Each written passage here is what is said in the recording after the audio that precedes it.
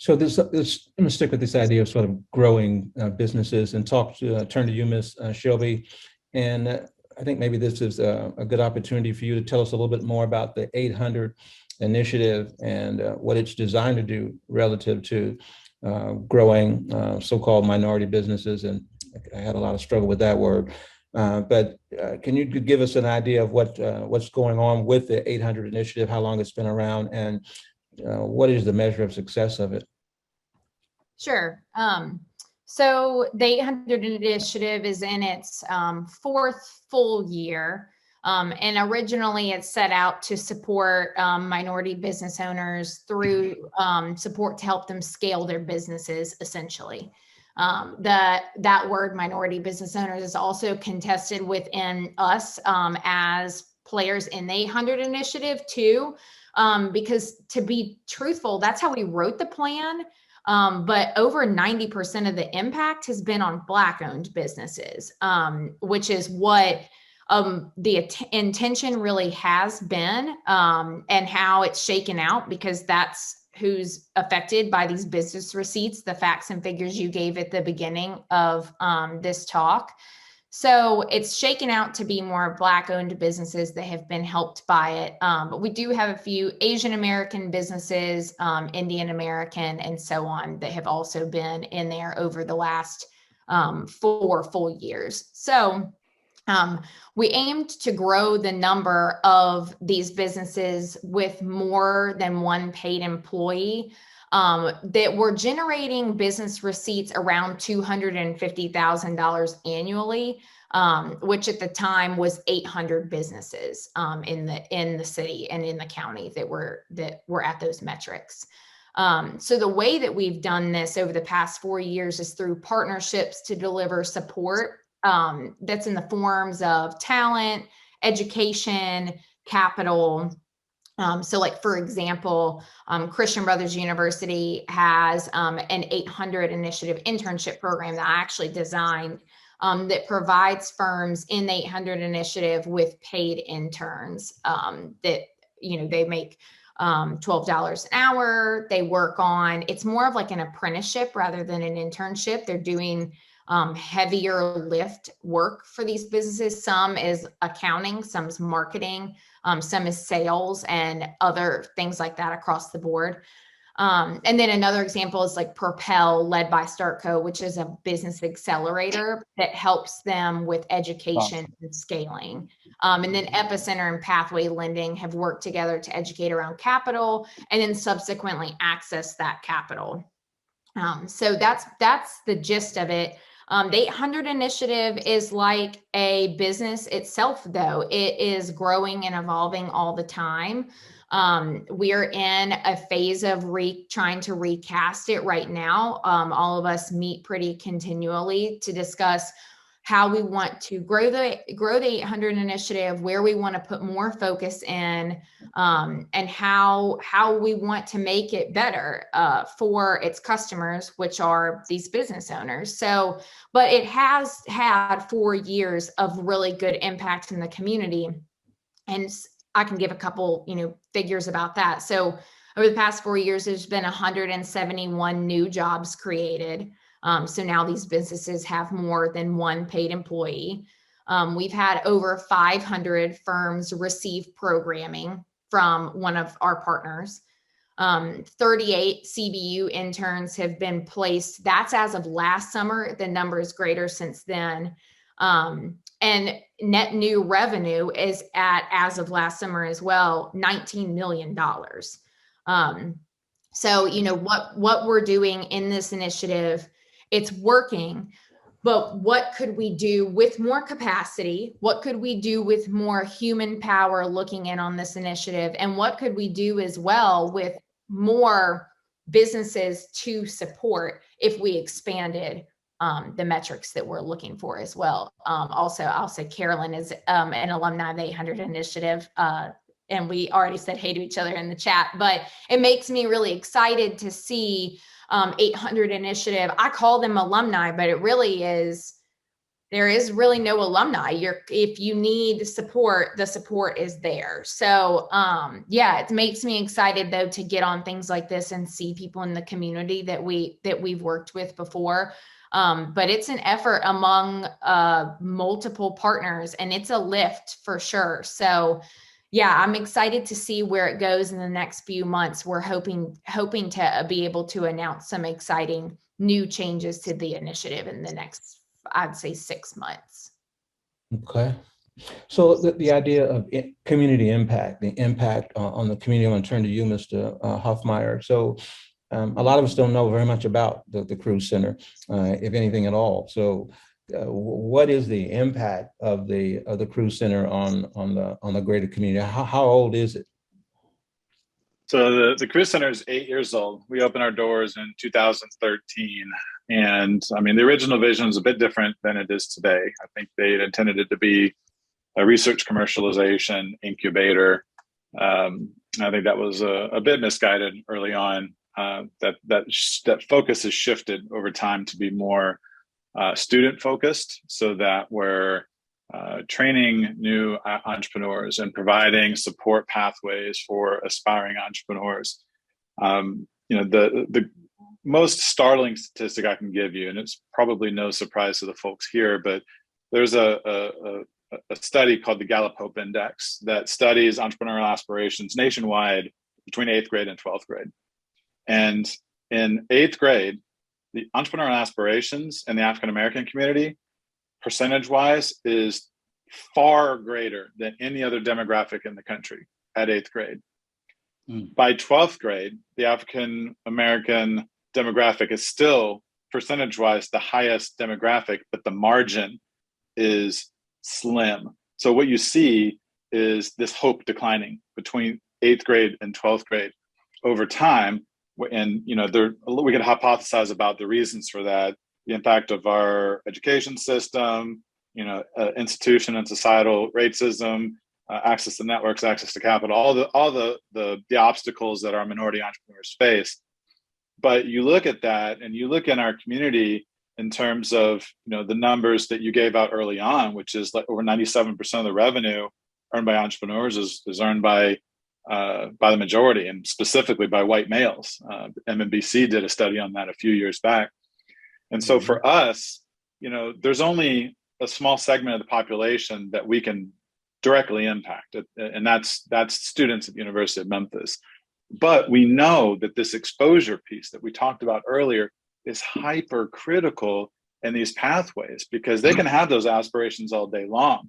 But if they're not, if our aspiring entrepreneurs, and it all starts with our youth, if they're not given exposure, if they're not given empowerment, if they're not shown reasonable, legitimate pathways to success and support systems, then they're going to gravitate in other directions that are more realistic, that are at least that they perceive to be more realistic, because it really is all about exposure. So for us, in terms of the impact in the community, we're taking the students we have and doing everything possible to help them succeed, especially our minority entrepreneurs. We're very proud of the fact that the population that we help, our demographics are almost percentage. I mean, they're very representative of our community in Memphis, and that's not always true in entrepreneurial support systems. So we're very proud of that fact. So we're creating role models, students that go on to start their own businesses and be role models, and especially have this awareness that they have to give back to the community in terms of they're blazing the path for everyone else, and they have to share those experiences and mentor other people. This whole lift as you climb mentality that sort of infuses our entrepreneurial ecosystem. I think that's probably the greatest impact that we have, and a new one for us, because we don't tend to be community facing. I was just in a planning meeting this morning for a grant. In terms of economic development, we focus a lot on things like the 800 initiative and creating jobs, and the fact that so many of our minority entrepreneurs are self-employed, single-employee businesses. But no one wants to talk about the fact that the vast majority of entrepreneurial support systems are delivering impact to middle-class Black Americans, right? The people that already have a few advantages, And we're not doing much at all in terms of people that are on TANF or that actually reside in poverty. And so we're actually, we have a grant here at the University of Memphis that is we're looking at how do we develop support systems across West Tennessee, 21 county region, where we're training people that they're TANF eligible, how to create micro businesses. That first step, right? They're still self-employed, but how do they take that first step to try to generate a little individual wealth and then connect them to pathways that take them from a single employee business to things like the 800 initiative to truly create not just individual wealth, but generational wealth, because that's what takes people out of poverty, is creating this generational wealth. And I think that is, and that's the kind of the big picture in terms of how we impact the community. Mm-hmm. So, Mr. Strickland, with that in mind, and I know that you're fairly new over at the Black Business Association, but what are some of the strategies that the BBA is working on to address that in general, and just maybe some of the access to capital issues that African American businesses have? Yeah, sure. To one of the points that Mr. Hoffmeyer made, targeting like TANF, individuals that receive TANF type support, we have to have policy changes as well, because you'll have someone become an entrepreneur, make a little money, and now they're no longer eligible for those benefits, yet they're still struggling. And so, we've heard terms like the benefits gap. We have to be able to, support individuals and not cut the cord prematurely, because, you get off of those programs, there's no getting back on the program. And so those are some policy things that we have to sort out for sure. But to your direct question, what we've seen is there being a deficit in business acumen amongst many of our companies that come through our doors. And the challenges that we've recognized, the trends are in 4 key areas. And we're providing solutions in these 4 areas, solutions in the form of technical assistance. But it's marketing, especially digital marketing, and understanding, who your competitors are and how you stack up against those competitors in a digital environment, being able to understand how to create customized digital advertisements where you can identify the exact target customer, create lookalike campaigns, and have your ad follow that individual around, especially, now that we all have smartphones. So marketing is a big one. Legal is another one. We recognize that there are many new entrepreneurs that will enter bad lease agreements, oftentimes we find companies looking for a property based on the cost, but not necessarily based on that location providing the greatest propensity for that product or service to be a success. The third and fourth are really first cousins to one another. Access to capital, of course, and then the first cousin to accessing capital is having proper accounting services and bookkeeping. I spoke with a young man yesterday, bright young man, great idea, great concept. He's keeping all of his financial documentation in a memo pad where he's handwriting his expenses, handwriting his income, and not having proper profit loss statements, balance sheets, and just those basic accounting principles that really eliminated a lot of our businesses from accessing like PPP and other resources. And so we're building solutions to help in those 4 areas. In addition to the technical assistance, we're working on programming that really helps with providing a different tool in the toolkit. Startups are sexy and cool, but startups take a long time and they're difficult. If we're going to narrow the wealth gap, we have to look at how do we accelerate that narrowing of the gap. In one way, especially now, we're seeing a lot of aging owners, these older individuals who do not have succession plans in place. These older business owners, they've been making money. The business has been cranking out, profits for decades. And now they're at a point where they're looking to exit, but they don't have succession plans in place. And so we've created a program called Succession Solutions, where we're matching those aging owners with Black entrepreneurs and business owners that can acquire those companies. Instead of, again, focusing on startups, let's start looking at acquisitions as a way of building wealth as well. Okay, I got you on that. So there's so many different ways to go here, but there's one item here that I know Ms. Paula wants me to get to. So I'm just going to sort of throw it out in a blanket way and give each of you all a chance if you desire to speak on it. But it's this idea that of this Ford Blue Oval project. And it sounds like a really big deal when you look at the numbers and everything like that. But I'm just sort of curious as to where the African-American community is fitting into this whole Blue Oval thing. Are we, I'll start with you, Mr. Landis. What can you tell us about the whole Blue Oval opportunity? Well, it's a $5 billion opportunity for our community. So most businesses, whether you are corporations, majority owned, minority owned, if you don't like those terms, whoever owns them, that's tough for any company to take on.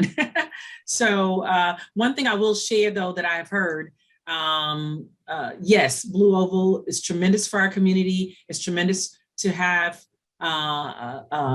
opportunities for jobs. And that's always great, but this call is more about how do we create sustaining opportunities for our community with wealth generation. And entrepreneurship, again, is one of those. And let me just, before I say a little bit more about Blue Oval, if I were living in Chattanooga, I'd always be pushing African-American ownership. I just think that's part of what needs to happen across the world. But in Memphis, it is particularly important that everybody understand what we're talking about. I appreciate Mr. Hoffmeyer's and Shelby, again, I'm sorry, I can't pronounce your last name, what they're saying and how they're training. And Ernest knows that I'm a fan of his and BBA's. And thank you, Mr. McGee, also for the training and giving back, because particularly in Memphis, we've got a large prison population. Sometimes that keeps people from finding jobs. Well, entrepreneurship is an answer there. Mm-hmm. There's a way for you to sustain for your family, make sure you're passing something on. In our community, sometimes we're not able to pass wealth on. This is a way for you to be able to do that. That's important. And so I just want to share, it is a particular importance in Memphis so that we can deal with our specific set of crimes. I know the problems that are going on. I know crime is everywhere but I live here. And so that's my first area of priority. How do we take care of Memphis? And it is a real serious solution for Memphis. Blue Oval, I want to share, yes, it's hard to get in there. We've been trying, we've been to all of the workshops, my company, other business owners that I'm in touch with on a consistent basis. And it's, that's going to be difficult, but I want to put this idea in everybody's head. There's also the surrounding area. There's no infrastructure in that area of our state. So they're going to have to build a tremendous amount of infrastructure. There's going to be a lot of businesses that are going to pop up to support Blue Oval. And so there are opportunities for us, if you want to look at some of those types of opportunities, to not just be focused on Blue Oval, but what Blue Oval will birth as the surrounding ecosystem to support Blue Oval. Mr. McGee, I hope you're looking up there for property so that people have to live. Some people don't want to drive an hour to get to their job. And so there's so many other opportunities there. So Blue Oval, yes, we're trying. It's difficult. It's a $5 billion. It's fast moving. You got to ramp up. You got to be able to pay your employees. You may not get paid for 90 days. So you've really got to be able to handle an opportunity like that. But there's also other opportunities that we can look at surrounding that Blue Oval opportunity that I want to throw out as well. It is huge. Don't just focus on Blue Oval, focus on the support that's going to be there for Blue Oval as well in terms of your entrepreneurial mindset. Mm-hmm. Anybody else on the panel want to get in on the Blue Oval and the associated support businesses and that might be there and the attendant mindset?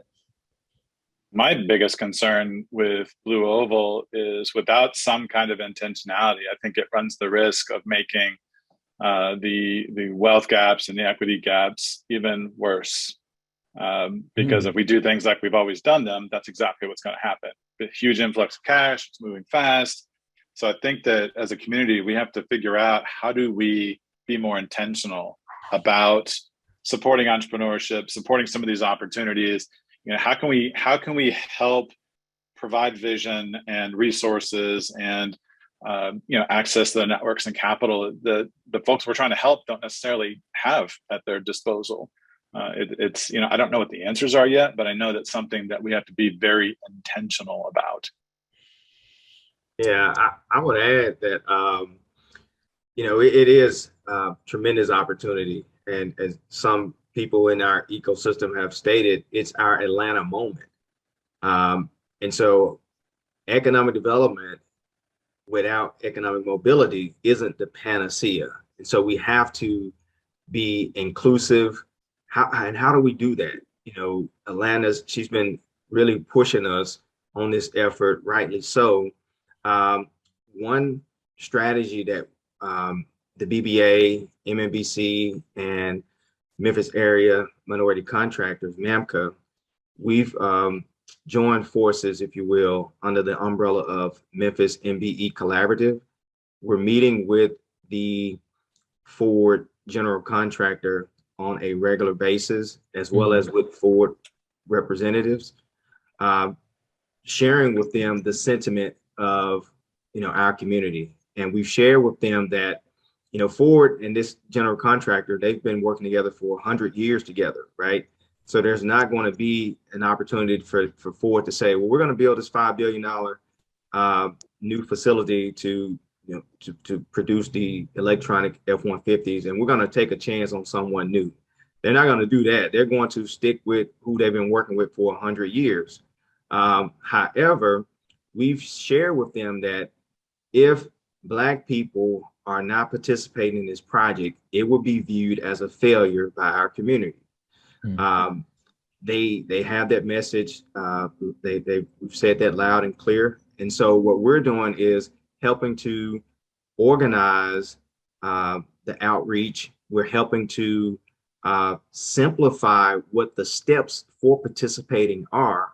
We sent out a Google Doc to a number of Black-owned businesses, sharing with them that first, there was an outreach program that took place at the Renaissance Center January, where they talk very high level.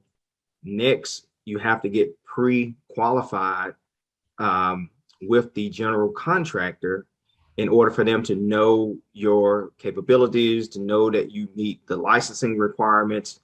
And then next, we're asking Ford to give us access to their tier 1 contractors and allow us to introduce our businesses to those tier 1 contractors and tier 2, so that they're not just moving people from Detroit into Memphis to realize all of the opportunity, but they're working with companies that are right here. And so it's a work in progress. But we're fighting and making sure that we don't miss this opportunity. Ms. Shelby, do you have any contact with the Blue Oval? No, I'm not knowledgeable enough to, I know what it is, of course, but I'm not knowledgeable enough to speak on it. It's not something that I've had any contact with, but I believe some of our partners in the 800 initiative have been involved in the talks about it, but that's all I know. What about you, Mr. McGee? Well, Dr. K, I'm a very risk averse type guy, and up near Blue Oval, there's a lot of surplus land, and at the moment everything is fluid, so you don't know exactly where everything will be. So I can't hedge it and I can't forecast, but I would say uptown, downtown, and Soulsville are areas that have defined boundaries.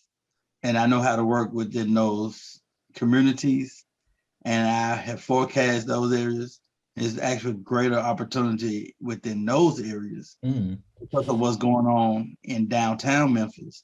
We have the Brooks Museum is coming. We're recognized museum from the standpoint of the architects that are building it. It's mostly funded already, and they haven't even put a shovel in the ground. We have our first true high rise, which would be the Hyatt, the Grand Hyatt at One Bill. We have the parking garage. We have so many things going on, and there are so many incentives such as TIF district. You have the pilot programs. You have downtown that's already encroached into 38126, which 2 or 3 years ago was one of the poorest zip codes in the area.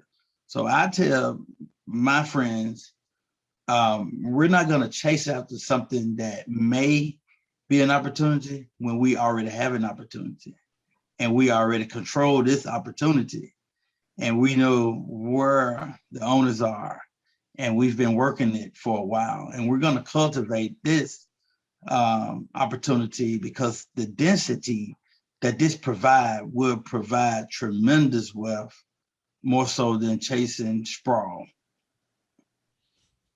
Interesting. Jessica?